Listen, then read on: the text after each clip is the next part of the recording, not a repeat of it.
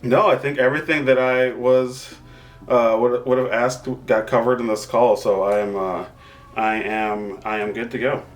A lot of times people will come to me with plans and ideas and what they want for their business and things like that, or whatever it might be, and the only place they're thinking is this, grand place. They're looking at the mountaintop, but they haven't even started to climb the mountain. They just want to keep talking about that mountaintop.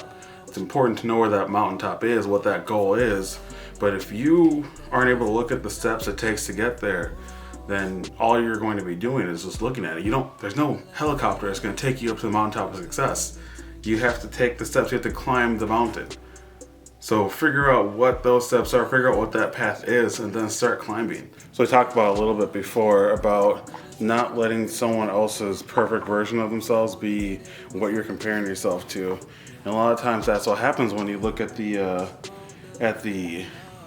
finish line of your goals.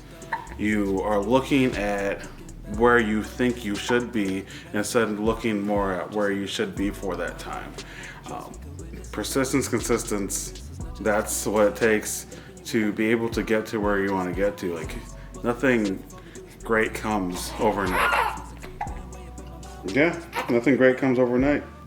Moral of the story is, don't get discouraged by not having what you want after 1 year, 2 years, 3 years, whatever the timeline you thought it was, meant to be. Really look at what it is that you're doing to reach that mountaintop. You have laid out your steps, you've laid out your plan, you've laid out your goals and those tactics to reach those goals. If you're not getting there as quickly as you think you should be getting there, then maybe it's time to look at those steps and look at those tactics that you're doing.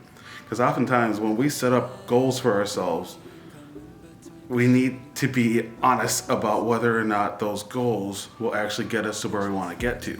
If we have a goal of making 20 sales calls a day when we actually needed 40, or if we had a goal of making 20 sales calls a day and we're making those 20 sales calls, or we're making those 40 sales calls, or whatever it might be, and we're still not hitting our results and we just keep adding more and more and more, we might be measuring the wrong thing. Maybe you need to actually measure how many people you talk to. Because if you're going to call the same 20 people that you know are not going to answer their phone, and you check off the list and say, oh man, still not working, then you know that you're not actually doing what you need to do to get to there. So really make that plan, work that plan, and if that plan seems to not be working, you have to look and see if you're actually executing correctly. What you reading there? Harry Potter. Don't worry, Io's not going to come out of nowhere and tell you how it ends. Okay. So, how do you read a book? All at once? This big old page, like one big page with all the words on it, or one page at a time and you flip through it? One page at a time and you flip through it. Would you want to read a book if it was just the whole thing on one big piece of paper? No. Sometimes when people look at like finishing something as the goal. So like finishing a book would be like a good goal, but they don't want to do the work. And it's important that you do the work so that it's one page at a time going through it, and then you can reach your goal. And the goal is what? To finish the book.